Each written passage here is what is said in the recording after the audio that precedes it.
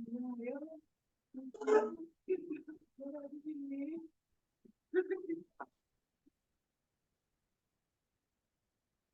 saat untuk PPT-nya. Ya, satu.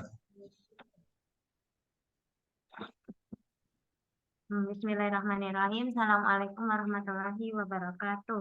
Waalaikumsalam warahmatullahi wabarakatuh. Untuk siang ini kita akan membawakan dengan judul Negara Ideal Al-Farabi dan Thomas Aquinas dalam menghadapi gempuran sekularisme.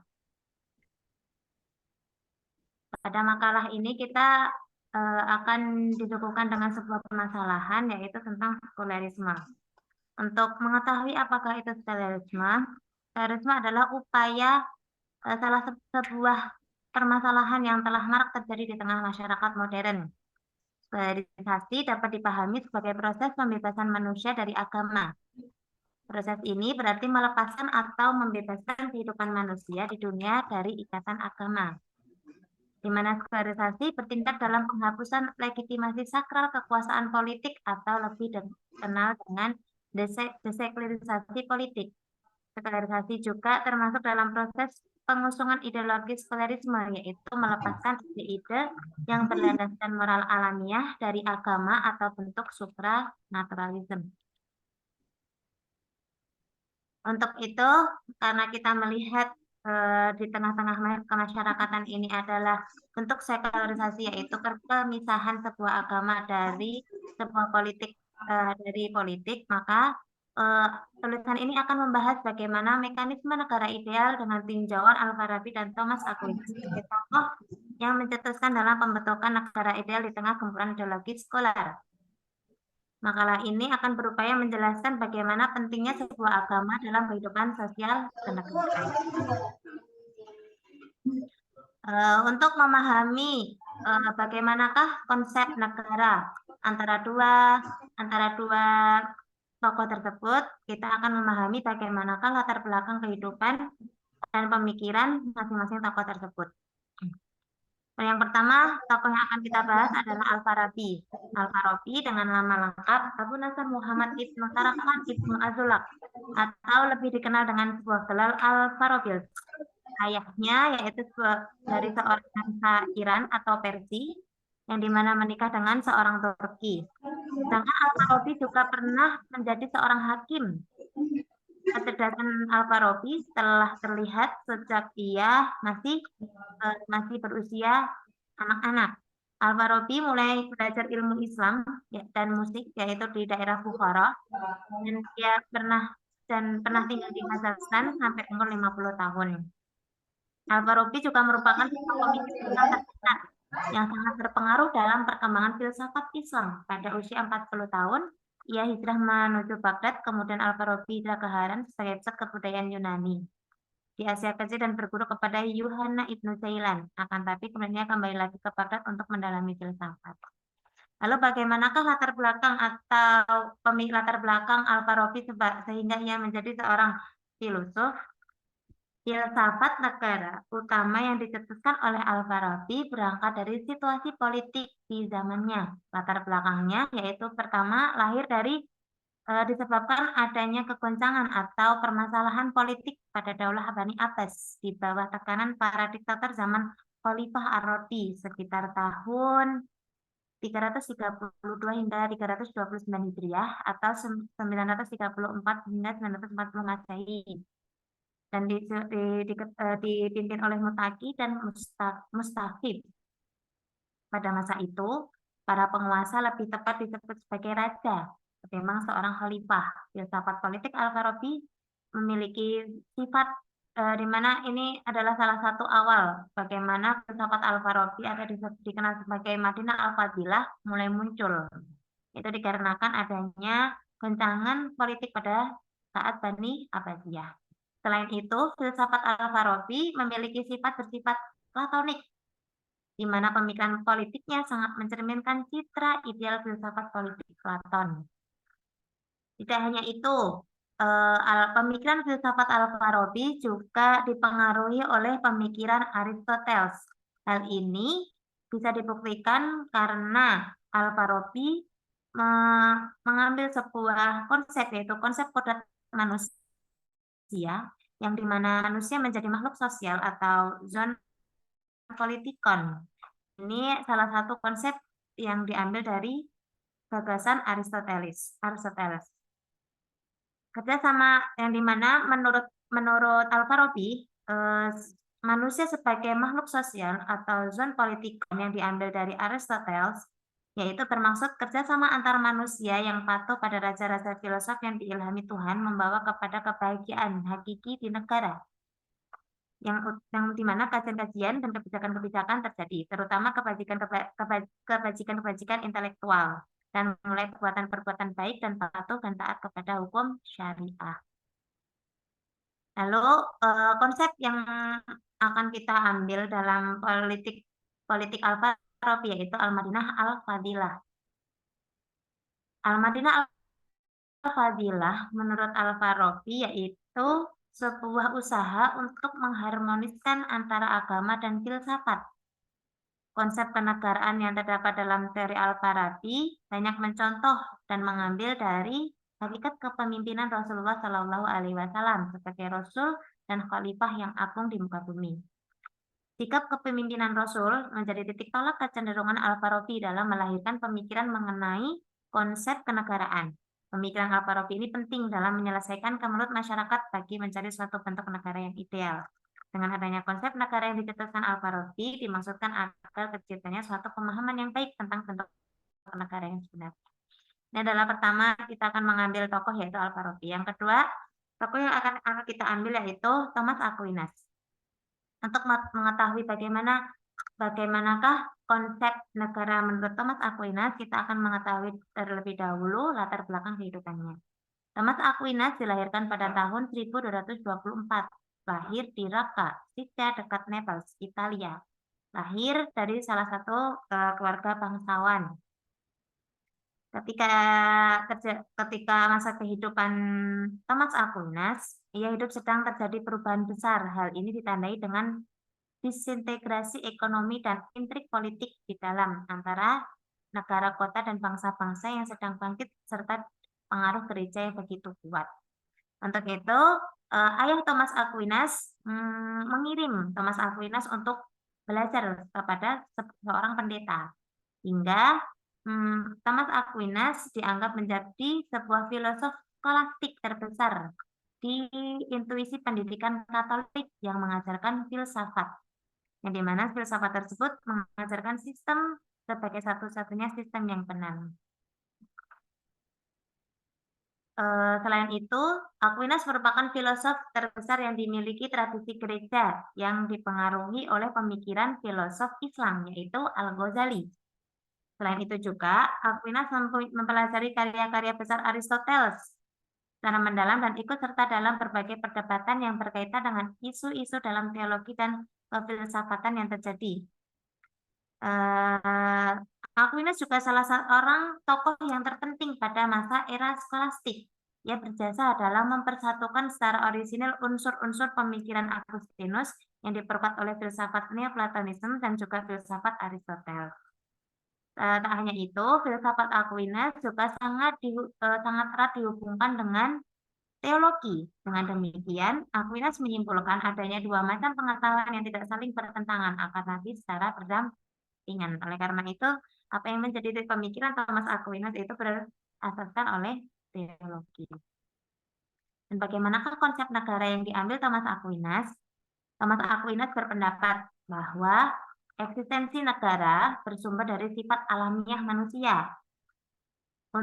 Karena sifat alamiah manusia itu adalah bersifat sosial dan politis. Untuk itu, Thomas Aquinas menganggap negara adalah sebuah lembaga sosial manusia yang paling tinggi dan yang berfungsi menjamin manusia memenuhi kebutuhan fisiknya.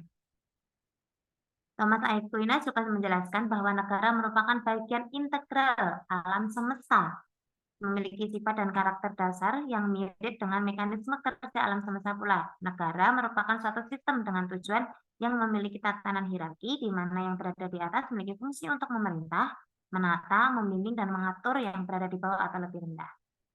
Itu sekian dari konsep negara yang diasaskan oleh Thomas Aquinas. Untuk itu, bagaimanakah konsep Al-Farabi dan konsep Thomas Aquinas ini bisa disatukan agar bisa menghadapi sebuah gempuran dalam sekularisme? Untuk itu kita harus mengetahui bagaimana konsep negara ideal menurut Al-Farabi. Sekali lagi, negara ideal atau dikenal dengan negara utama, yaitu adalah kota atau negara yang memiliki perkumpulan yang ada dalamnya dan bertujuan untuk bekerja sama dalam mendapatkan kebahagiaan sesungguhnya. Setiap warga negara ditunjuk untuk memiliki ide yang dimana harus diperjuangkan hingga titik terakhir hingga negara tersebut menjadi harapan dan tujuan bersama.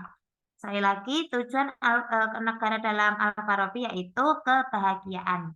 Akan tetapi, kebahagiaan tersebut tidak hanya bersifat duniawi, melainkan juga ukhrawi. Dengan kata, tujuan dalam negara adalah menciptakan kebahagiaan dunia dan akhirat.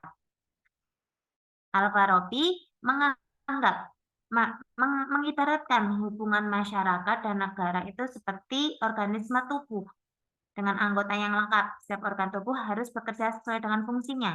Apabila suatu organ sakit, maka organ yang lain ikut akan merasakan sakit dan saling menjaga satu sama lain. Maka dari itu Al-Farabi menekankan pentingnya sikap sosial dalam masyarakat. Karakteristik dalam negara utama menurut Al-Farabi ditinjau dari 3 hal. Yang pertama adalah ditinjau dari ideologi warga negara tersebut, yang kedua adalah akhlak negara tersebut, dan keragaman negara tersebut. Maksud dari ideologi di sini adalah masyarakatnya harus mempunyai kemauan bulat untuk mendorong bertindak baik di mana perbuatan dilakukan dalam bentuk perbuatan. Lalu akhlak, yaitu diharapkan negara tersebut memiliki masyarakat yang memiliki karakter atau tabiat yang baik, yang dimana mampu menjauhkan dirinya dari tiap perbuatan-perbuatan yang tercela dan sifat-sifat yang rendah. Lalu keragaman, yaitu maksudnya ini Al-Farabi berkeinginan memberi perwujudan gagasan kebersamaan dan persatuan antar manusia. Lalu selain itu, dalam Al-Farabi juga memiliki kualifikasi pemimpin yang ideal untuk menciptakan negara ideal. Al-Farabi menyebutkan terdapat 12 kriteria yang harus dimiliki oleh seorang kepala negara.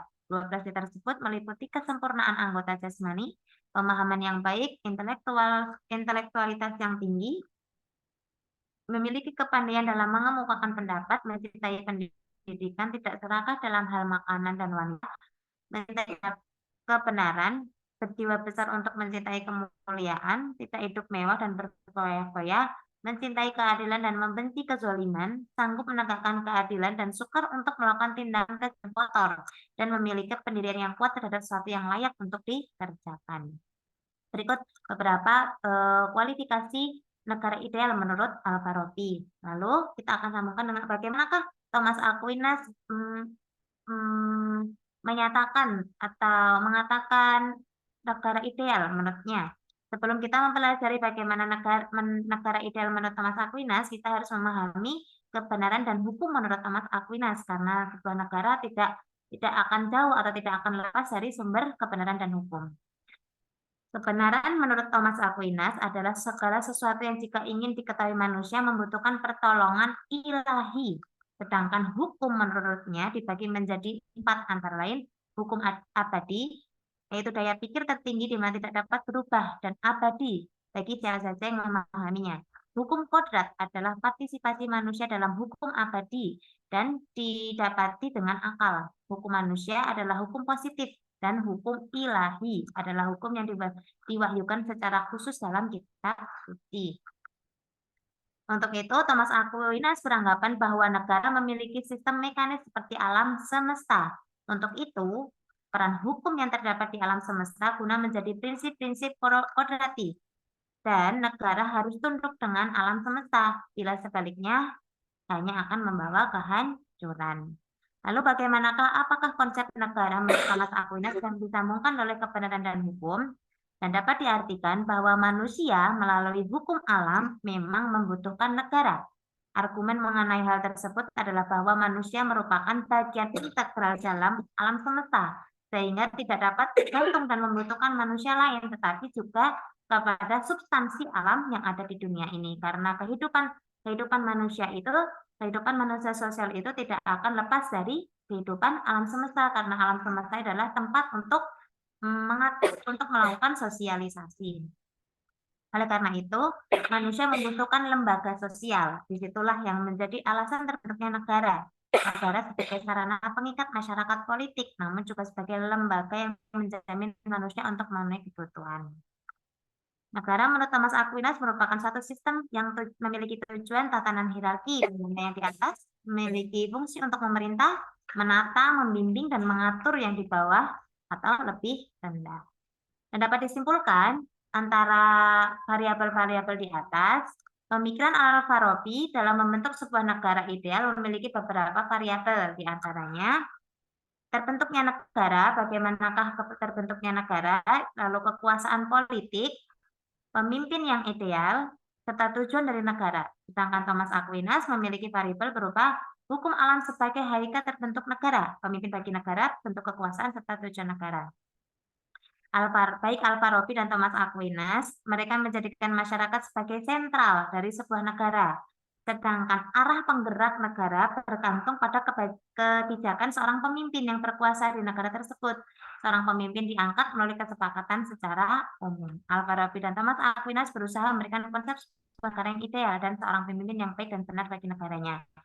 Karena konsep negara dari Al-Farabi ini tidak jauh dari konsep Tuhan, yaitu yang dimana menuju kebahagiaan, yang dimana bertujuan dengan konsep kebahagiaan dunia dan akhirat, begitu pula dengan Thomas Aquinas. Thomas Aquinas juga sebuah negara itu tidak akan bisa lepas dari hukum alam, yang dimana hukum alam ini terjadi atas kodrat ilahi. Dan di sini ada beberapa rujukan buku yang telah diambil, tapi Ustadz sebagian belum tercantumkan. Ada beberapa buku, yaitu buku yang diambil untuk Al-Farabi, yaitu buku Al-Madinah Al-Fadilah sendiri, sedangkan untuk Thomas Aquinas masih memakai beberapa PDF.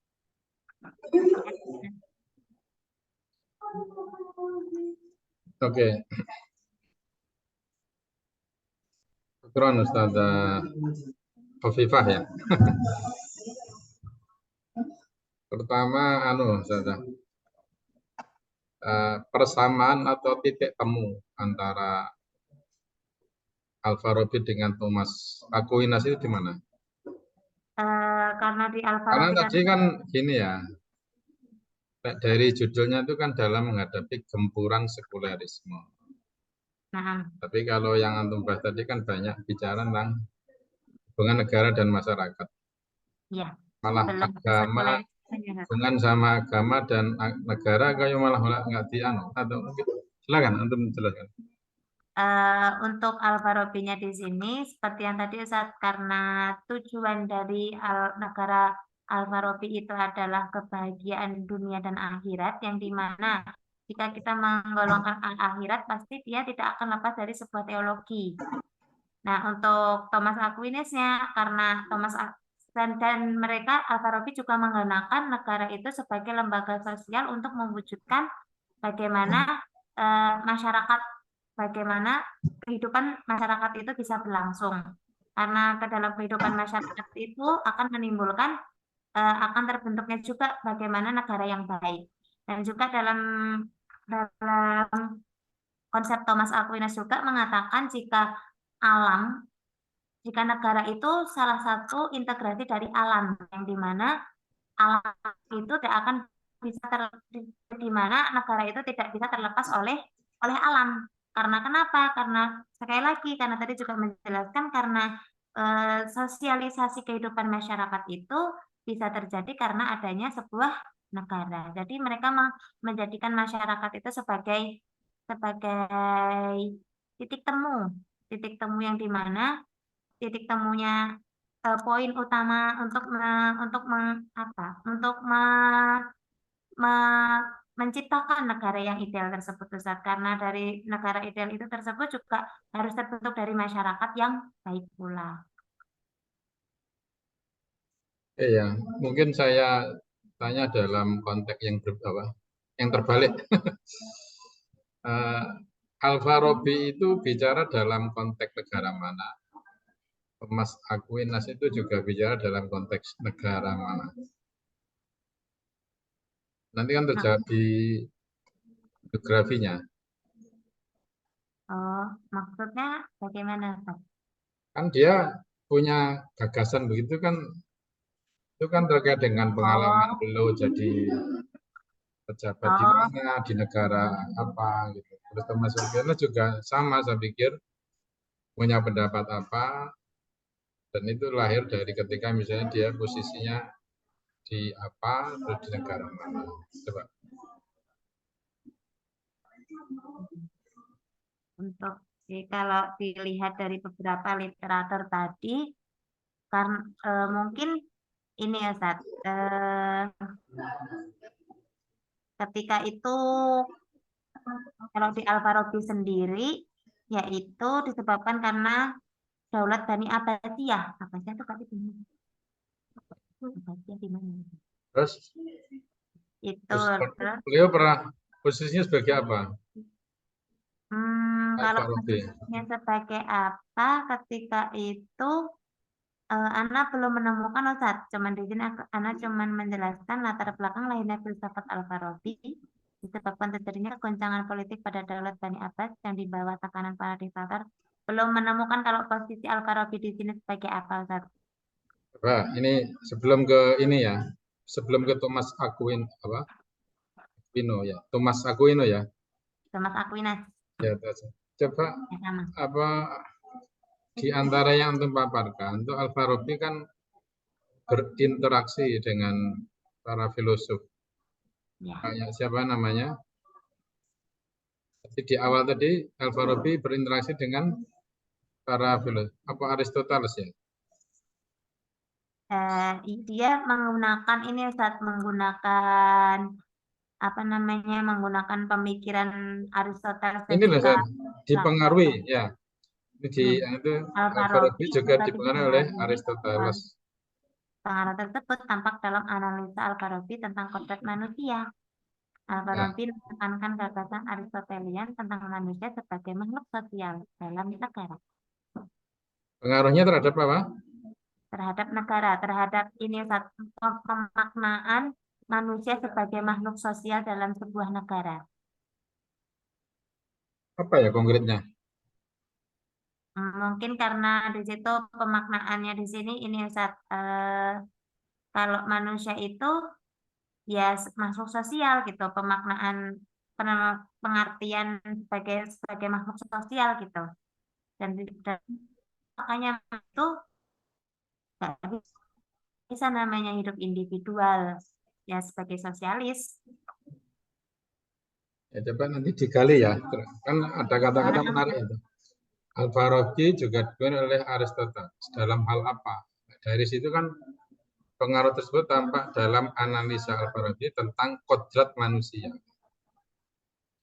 Al-Farabi itu menekankan gagasan Aristoteles tentang manusia sebagai makhluk sosial.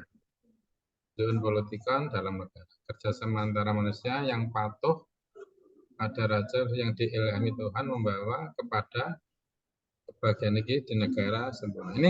Ini pengaruhnya Dari Aristoteles terhadap Al-Farabi Ustaz. Oke, sekarang ke Thomas Aquinas. Dalam konteks apa dan di negara mana beliau? Kalau di sini ini Ustaz, mungkin karena beliau itu lahir di Italia dan ketika itu juga ketika ya hidup sedang terjadi perubahan besar dan ditandai dengan disintegrasi ekonomi dan intrik politik di dalam antara negara kota dan bangsa-bangsa yang sedang bangkit serta pengaruh gereja yang begitu kuat. Mungkin kalau ketika Anda baca itu juga yang beberapa literatur itu emang kayak gitu Ustaz. Mungkin karena tempat lahirnya juga di Naples, Italia, mungkin hal itu terjadi juga di Italia, Ustaz. Pada masa kerajaan siapa itu nggak Oh iya, teridentifikasi. belum. Mungkin bisa Nah, ditambah nanti, coba Ustaz. dianu ya. Nah, Ustaz. Terus kembali ke judul terakhir ini. Ke judul.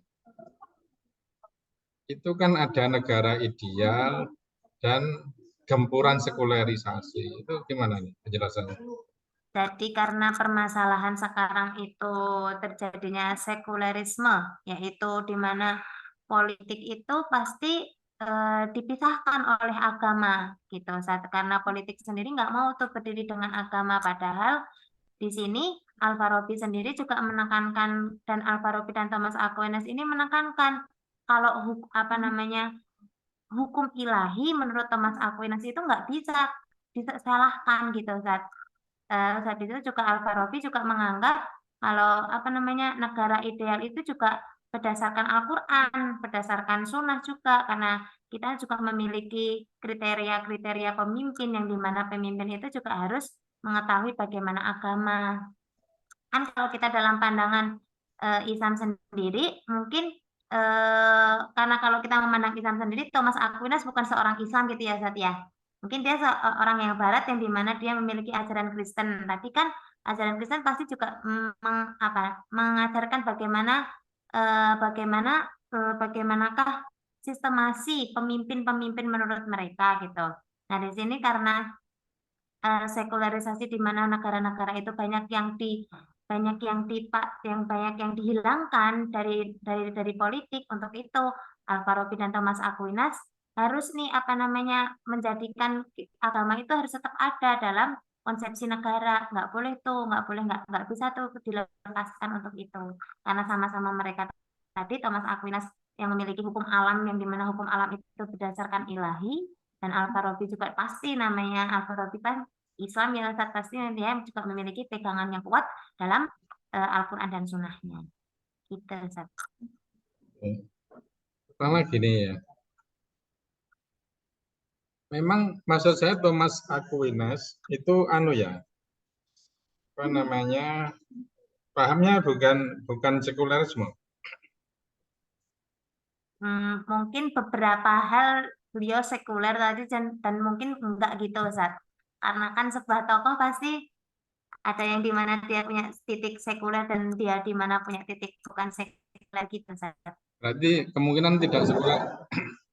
Insya Allah kalau masalah negara, insya Allah enggak Ustaz. Lah, itu di buku mana? Ada Ustaz. Ya, coba. Kalau bukunya kemarin di Thomas Aquinas ya. Iya Ustaz. Jadi kemarin itu ada sebenarnya bukunya Ustaz, tapi karena lewat jurnal dulu baru nyari bukunya. Dan bukunya ini, tapi bentar Ustaz, ada insya Allah. Insya Allah udah Ana cantumkan.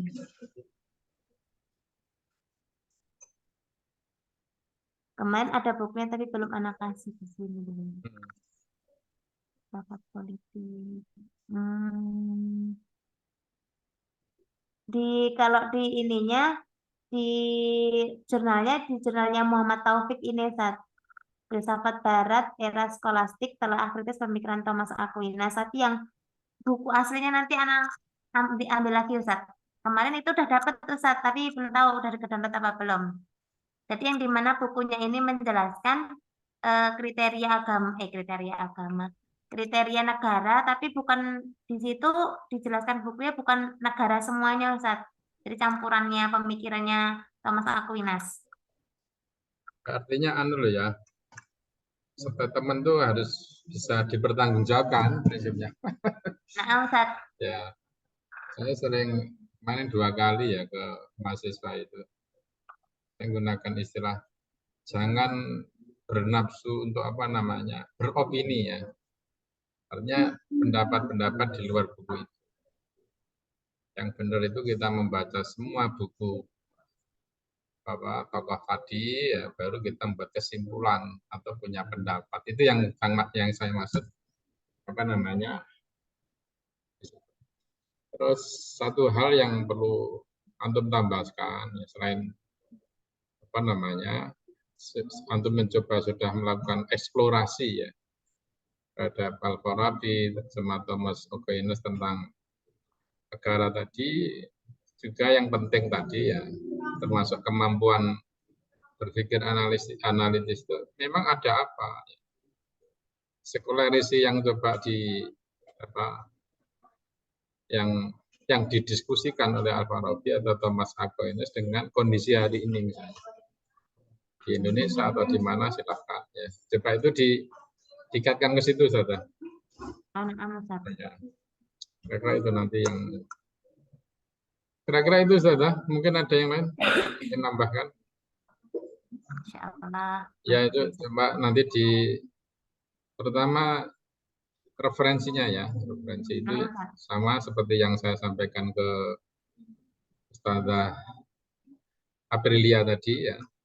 Kemudian nanti melangkah ke berikutnya ke artikel. Lebih cepat lebih baik ya, termasuk teman-teman yang sudah sekalipun belum presentasi. Itu ada 3 orang yang belum ya. Yang belum, iya.